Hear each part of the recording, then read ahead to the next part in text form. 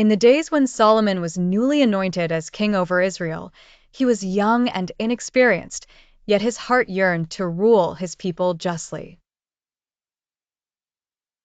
One night, as Solomon offered sacrifices at Gibeon, the Lord appeared to him in a dream and said, "Ask for whatever you want me to give you."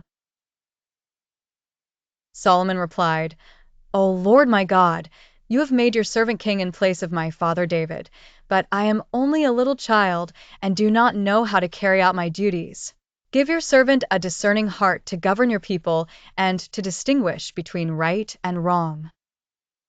His answer pleased the Lord, and God promised, "Because you have asked for wisdom and not long life or riches for yourself, nor for the death of your enemies, I will give you a wise and discerning heart.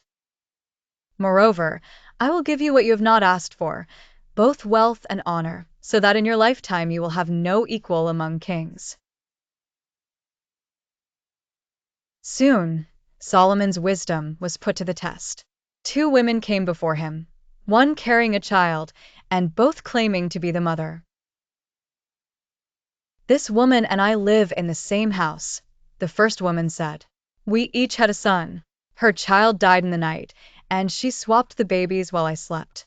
When I woke and looked closely at the child in the morning, I saw that it was not my son." The other woman argued, "No, the living baby is mine, and the dead one is yours." King Solomon pondered their words, for there were no witnesses. Then, looking at the disputing mothers, he called for a sword.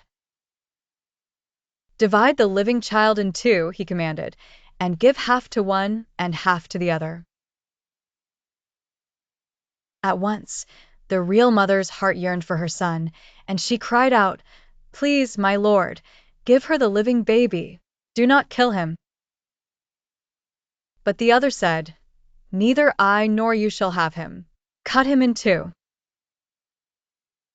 Solomon declared, "Give the living baby to the first woman. She is his mother."